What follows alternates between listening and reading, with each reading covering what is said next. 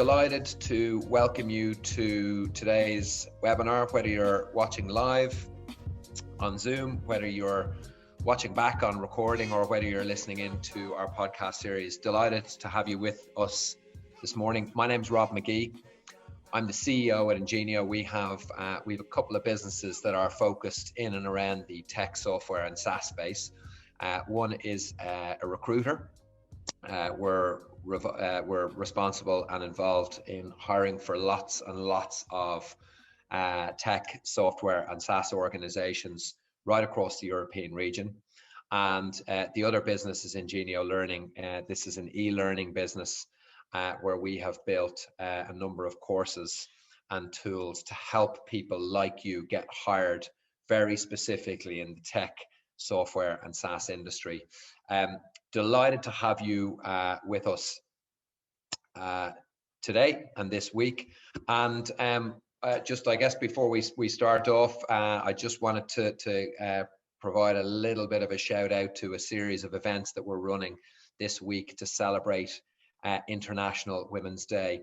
I'm running a series of live webinar interviews with 8 female leaders in and around the tech industry from lots of different areas, be that sales, be that marketing, be that engineering, be that services. And each of these ladies are basically doing a 15-minute session with me, and they're giving tips, advice on how you can develop yourself, how you can get into the tech space. And if you'd like to join, we'll provide some details for registration. We've done 3 already. I had a session with Ciara Flood at And Open yesterday, and I've done sessions with Karen McCaffrey and Luella Morton at Test Reach this morning. So you're not too late. You can definitely join in and definitely get a huge amount of insight from those sessions. But I wanted to I guess get into the detail of what are we doing here today, this morning. A follow on to our session last week, which was preparing for an interview, and we're running this series over the course of March. What I want to do today is I want to give you some advice and tips in terms of controlling the interview. Probably a little easier said than done, but definitely achievable. Assuming that you do the right level of preparation, that you do the right level of homework, that you do the right level of research, and also that you, I guess, that you follow some kind of pretty simple structures. So today is really all about controlling the job interview from your perspective as a candidate. Let me launch into some of the details, right? So there is an approach that I help people with, and I'm a huge fan and kind of disciple of, which comes from a kind of a sports psychology perspective that I got very, very interested in a number of years ago. And that is a technique called visualization. So I guess you see lots of sports people doing all sorts of visualization, and it works right across sport. You know, you see Usain Bolt was a huge advocate of visualization, where, you know, pre 100 meters, he would shut down, close his eyes, he would visualize. You see lots of golfers do it. I'm big into rugby. You see a lot of rugby players do it, particularly when they're taking kicks or conversions. And what I'm trying to get you tuned into here from an interview perspective is I want to get you physically to start to visualize what's going to happen in the interview. Why is this important? Well, actually, what you can start to do when you start visualizing is you can really start to control some of the potential uncontrollables that might come up and that might knock you off set or make you nervous or whatever the case may be. Okay. There's 6 questions here that I really want to try and get you to really, you know, maybe answer in advance of an interview. So where will you be? Now, clearly, you know, in days of old, you usually had to travel to go to an interview, but clearly that is That is not the case right now. But really what I want to try and get you thinking about is, okay, so where in your house are you going to be? You're going to be doing an interview on video, okay? But where in your house are you going to be? What's the background look like? So, you know, what's the room environment like? What's the audio, the acoustics like? You know, are you going to use a mic? Will you be using headphones? So I think that's really, really important in terms of getting that type of stuff really set up very, very quickly. Okay. Who will be there? So again, you heard me talk about last week, a whole heap of, there's a whole heap that you need to go and do in terms of preparation around agenda. So, but I'm talking specifically who's going to be there, so that you can start to persona out the types of people who will be in an interview. And what Zoom and remote interviewing has allowed lots of organizations to go and do is obviously to have a number of people participate in an interview, all of whom, as I said last week, will have different objectives and different requirements from the interview. So that's really, really important. What's the format and the agenda? Again, I don't want to spend a huge amount of time on that because, but that is definitely, as we said last week, that's something that you need to have extracted from the organization that you're interviewing for well in advance so that you can go and do some really detailed preparation and homework. What are you going to say? So how are you going to physically respond to the questions that you know are coming your way? Have you practiced them? Have you said them out loud? That's really, really important. Have you recorded yourself on video actually responding to those questions so that you can physically see what you look like? Do you look confident? Are you saying it and kind of being a little meek? And maybe not saying it with the level of conviction that you need to go and say it with so that it's believed. Really, really important. What are the questions that you will ask?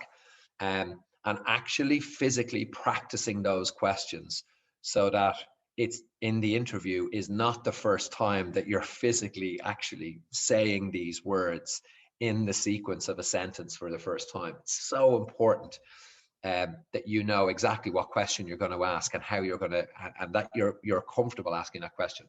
And then lastly, what are your objectives from the interview? So, you know, what do you want? What do you want to have happened in this interview? You know, do you want it to follow a certain structure, format? Do you want to spend a particular amount of time on, you know, maybe your CV or your background or your experience or your deliverables or your output or whatever the case may be? So that's really, really important that you nail your objectives well in advance. Okay. So just to recap, visualizing the interview, a really, really important pre-prep tool to give you a significantly greater level of confidence before you go into the interview. And there's a real little, like there's some psychology here in this one that is effectively making you feel a lot more confident than, let's say, for example, you might be otherwise. So that's really, really important, okay? There's lots and lots of science done on this one, but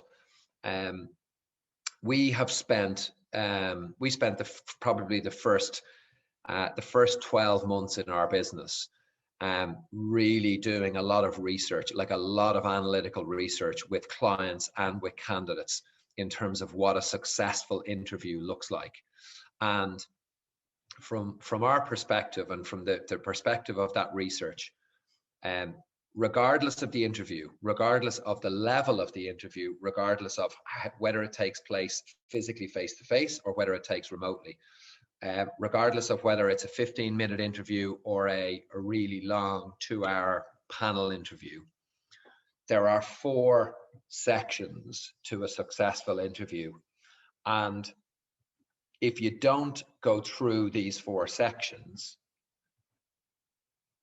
the probability for success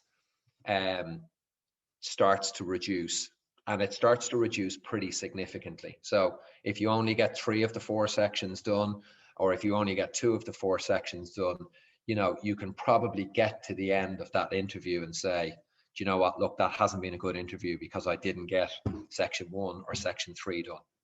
So let me go through the detail on this one, and I'm happy to take questions from people on the detail here. So section 1 is the introduction and the client overview. Okay, so very clearly this is your interview, but it's not your meeting. Okay, this is the client's meeting. And look, I think what's really important is you know, just like you would do in a social environment, the first 30 to 60 seconds of a meeting, of an engagement, of an interaction, they have to feel comfortable. They have to feel warm.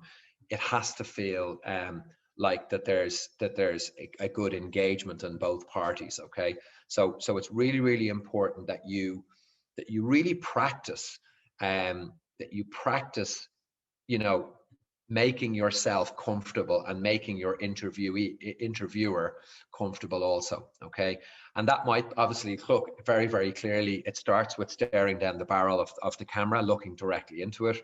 That's the first thing. So eye contact, because clearly you're not able to, you know, you're not able to handshake. The second thing that's really, really important is a smile, which obviously just makes people feel comfortable relatively quickly. Okay, and then the third thing is basically is that it could be 10, 15 seconds, it could be 30 seconds, it could be 60 seconds of ice-breaking chit chat. You know, could be to do with the weather, could be to do with I don't know, could be to do with Meghan and Harry, right? I mean, there's a topical thing that everyone is talking about last night. It could be to do with you know, maybe you want to steer away from COVID, but there are a number of topical things that you can have up your sleeve. And listen, the other thing I would say to you is if you've done your research on an interviewer, and you know that that individual is into, you know, like a particular hobby or a sport, or they have an interest in whatever the case may be, based on the research that you've done, then look, maybe that's a good way to be able to break the ice, get them comfortable about something they're comfortable talking about, and kind of ease yourself into the interview. Okay, but after that introduction and after that initial engagement, it's not, as I said, it's not your meeting, it's the clients. And what I would always let them do is just sit back and let them kick off and introduce. And that'll be something like, Rob, thank you for attending this interview today. Clearly, you know, and I'm going to kind of role play this a little, right? And let's assume that the role is a data analyst. So I'm responsible for the head of the data team. We're interviewing you for a data analyst role, and the objectives and requirements for the role are X, Y, and Z. What's really important to us are, you know, 1, 2, 3. We're running a process that is going to be interview 1 today, interview 2 next week, and then some kind of psychometric assessment number 3. And look, what we want to do in terms of getting things kicked off is we want to tell you a little bit about maybe me, the hiring manager. We want to tell you a little bit about our team, and a little bit about maybe the environment that we have, or some of the technology or tools. Okay. Now, the reason that it is so important for you as the interviewee to sit back and let the client talk is that you are likely going to get 2 or 3 absolute golden nuggets of information and insight in the client's words and in their language in that section. Okay, and that might only be 30 seconds. It could be 2 or 3 minutes, depending on how much they want to talk and engage. But what I really want you to do is always try and let the client speak and kick off, okay, so that they can set the scene, number 1, and that they can provide you with some information, number 2. Okay, if as is often the case, if they take the view that they're not going to do that, that they're going to say, well, listen, thanks very much, Rob, for joining. We'd like to hear you talk about yourself.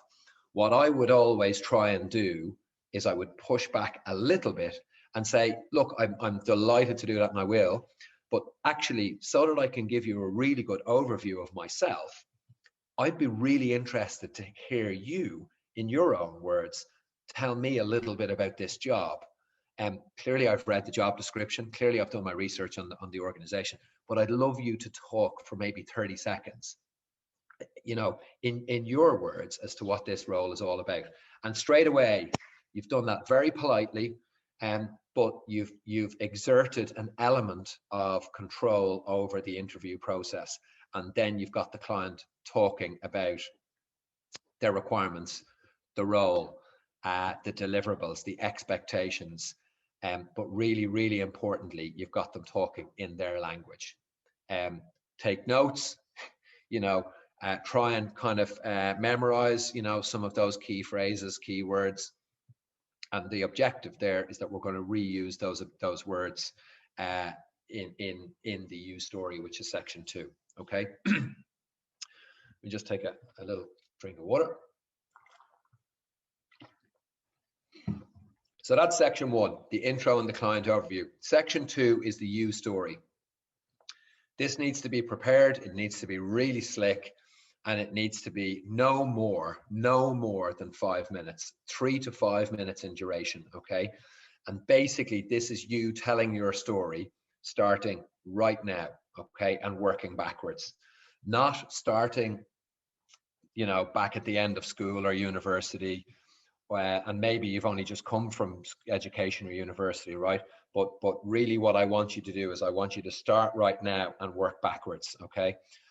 And the reason that that's so important, doing things in that sequence, is that a client will hire you for what you are doing right now, or that what you have done most recently, not what you've done in the past. Okay.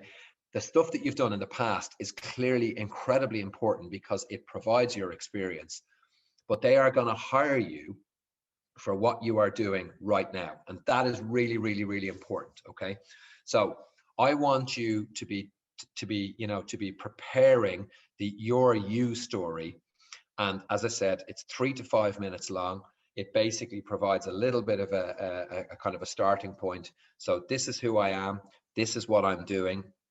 This is where I'm doing it. These are some of my deliverables and outcomes or outputs. These are my kind of metrics in terms of my role. Here's a little bit about the team that I work in. So I'm part of a again, let's use that example. I'm part of a data analysis team. There's 4 people in the team. We report to a BI MI manager. My colleagues are based across the UK and Ireland. We're part of a global function. The key deliverables I'm working on are, you know, our weekly tasks, assignments, projects. The tools that I use are X, Y, and Z. And, you know, so you can give a little bit of an insight in that kind of fashion. And where you finish off the you story, and this is the really, really powerful impacting piece, is where you tell the client why you are having a conversation with them today. So the reason I'm having a conversation with you is maybe you're unemployed, or maybe you've recently lost your job, or maybe you're looking to leave where you are right now. But I've been really interested in your organization, in Ingenio, for the following reasons. And here's the reason why I want to come and work with you or for you. And here's why this job really excites me and really interests me. So that is the you story. Okay. What you want to do is give them enough information to be able to give them a level of comfort where they sit back and they say, okay, well, look, this girl or this guy has plenty of experience, plenty of capability, or plenty of relevant interests, or whatever the case may be. Now what we're going to do is we're going to dig into them a little more, in a little bit more detail. And this is where section 3 starts, which is the 2-way Q&A. Okay. I'm going to be doing a session in a couple of weeks' time where I'm going to be talking about specifically typical interview questions. So some of the normal competency-based ones, and then some of the maybe slightly more unusual or maybe more difficult ones. So I'm not going to go into the detail on that stuff today, but rest assured that in an interview, particularly in the tech, software, and SaaS space, you know, the questions that you're going to get asked, they're relatively uniform, they're relatively consistent. and they're relatively normal, right? You know, gone are the days where people are asking you really weird, unusual questions to elicit responses. That stuff doesn't really exist anymore.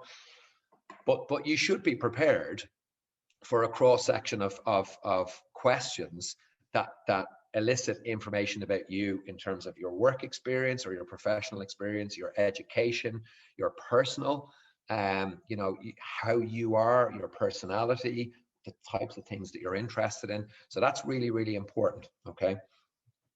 The single biggest area that we see candidates mess up on time and time and time again is that they don't ask good enough questions in an interview. And that's why section 3 says two-way Q&A. So again, I think in 2 weeks' time, I'll be doing a session specifically on asking brilliant questions in an interview. And if you've taken our course, or if you're intending on taking our course, one of the key things that you'll hear me obsess about is the importance of positive, curious questions. And that's on you, right? So that is something that you are going to go and ask, and that how you ask those questions, and I spoke about that in the visualization section. How you ask those questions frames the information that you're going to get back, but more importantly, the psychological connection that you're going to have with your interviewer off the back of asking good questions. Okay, so that's two-way Q&A. And look, the last section, and this is the one that you definitely need a lot more confidence to be able to go and do and manage and control. And I spend a whole section talking about this in our course, is section 4, which is feedback, actions, and close. So you have to understand that in an interview, assuming you go through the sections, you've got intro, client overview, you got the use story, you got two-way Q&A. It's perfectly acceptable for you to ask the interviewer a question at the end, or a series of questions at the end, to determine how have you done, how have you got on, are you the right type of individual, are you the right type of candidate, do they think that you would fit their organization, their team, the role, the objectives, you know, that type of stuff. And it's perfectly acceptable and reasonable to be able to ask them for some feedback, if the feedback or the initial response to that is either positive or negative. Okay, and it's also perfectly acceptable to be able to ask the interviewer, can you tell me about the interview process, and can you tell me about what the next steps and timescales will be? Okay, what is really, really important, folks, is that you are comfortable asking those questions and that you practice saying them out loud. And again, those questions, we do as I said, we do a full section on that in our course on Ingenio Learning. So that'll hopefully give you a little bit more insight into that piece. Okay. So that is, sorry, just to recap, right? So 4 key sections to an interview, really, really important. The intro and client overview, the use story, two-way Q&A, and feedback, actions, and close. And to kind of close and wrap up on our side, so for those of you who are tuned in today or watching this, we have built a course called Ingenio Learning, and this is built specifically to help people like you get hired by technology and software organizations. What's included in it, there is a ton of very specifically built in sequence modules that basically roll up from a kind of a ground up all the way through down to the very end of the process, that roll up to help you basically get hired. A whole load of stuff that makes the course personal to you. So very specific worksheets, exercises, practicals that you relate to you. Excuse me, your experience, your job, your background, your wants, desires, wishes, all that type of stuff. Okay. We are running a bonus pricing model for those people who are tuned in today or are going to watch. That course normally retails for €100, and there is there's a one-time discount bonus material for people who are on the webinar or listening in today, and that price expires on Friday. So we'll send you some information or we'll put some information in the chat, and we'll send you some information afterwards if you want to go and have a look at that. This is some really interesting anecdotal insight. 90% of our students who take the course are now getting hired within 90 days within tech, software, and SaaS organizations, and you can see what they are saying, what they have got from an outcome perspective, and also some of the organizations that are hiring them on our website. So that's really important. And I'm happy to take some questions now, guys, if you want to take, and I've got a little bit of time. So keep, drop the questions in the Q&A or in the chat. Our next session is next Tuesday morning, same time, 11 o'clock GMT. And this basically will be dealing with interview questions. So what interview questions you can expect, how do you visualize and prepare for them, and obviously how do you nail answering them. Okay, so that's really, really important, and I look forward to having people here with us next week. My email address is there again, as I always say, happy to take any questions. So look, let's launch into the Q&A.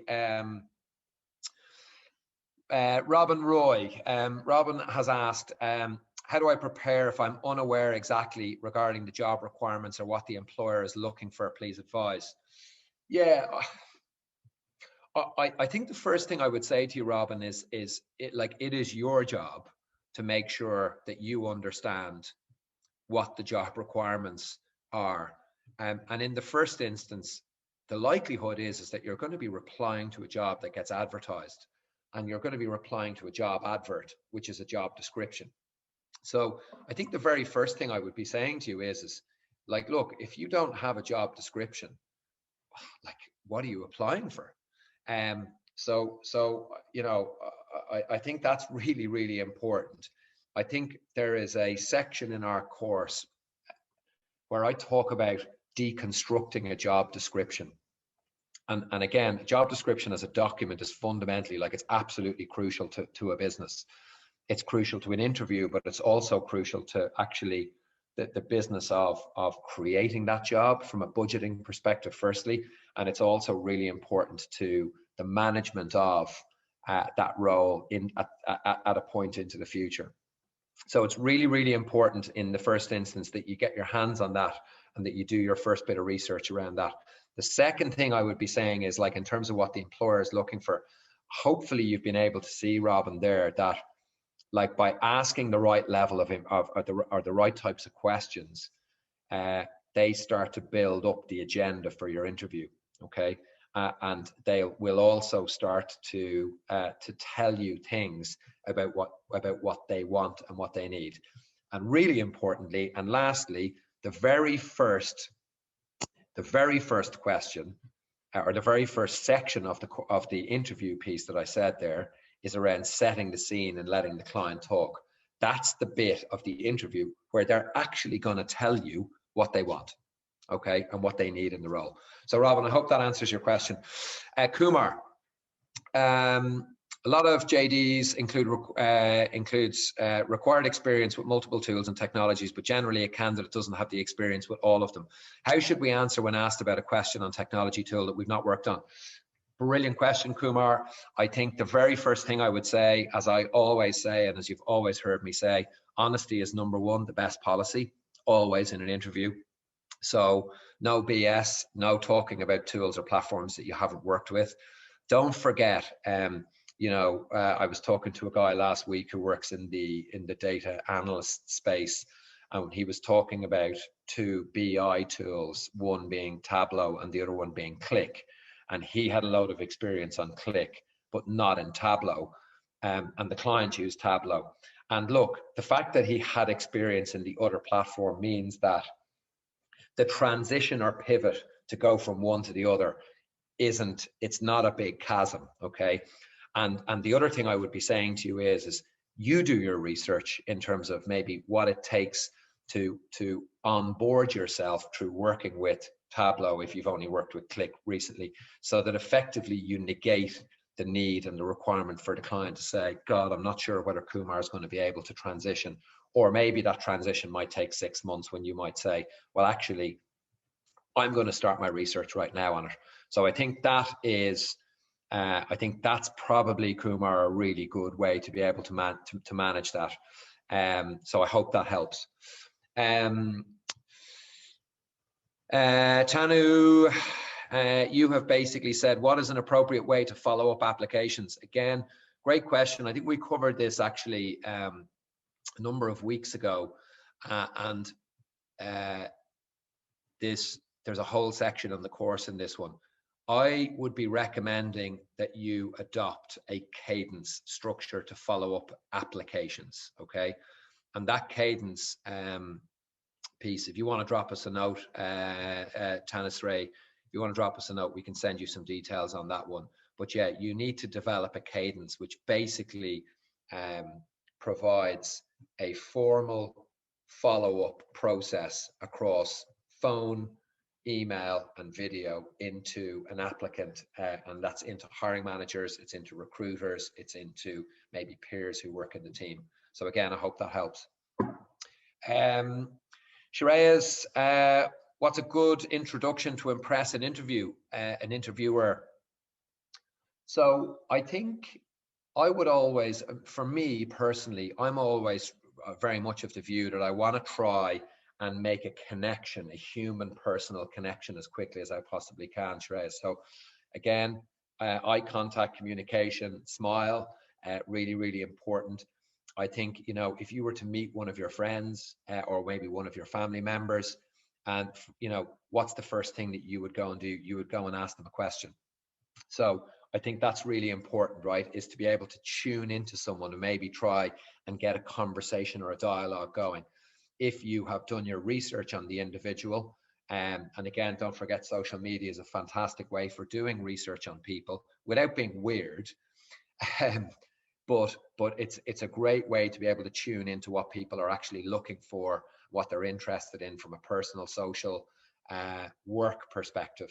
I think that's really important. And again, you heard me talk earlier on about using topical things. I mentioned, you know, Prince Harry and Meghan Markle earlier on, and I'm laughing, joking about that, but you know, I think a lot of people all over the world were tuned into that interview over the last 24, 48 hours.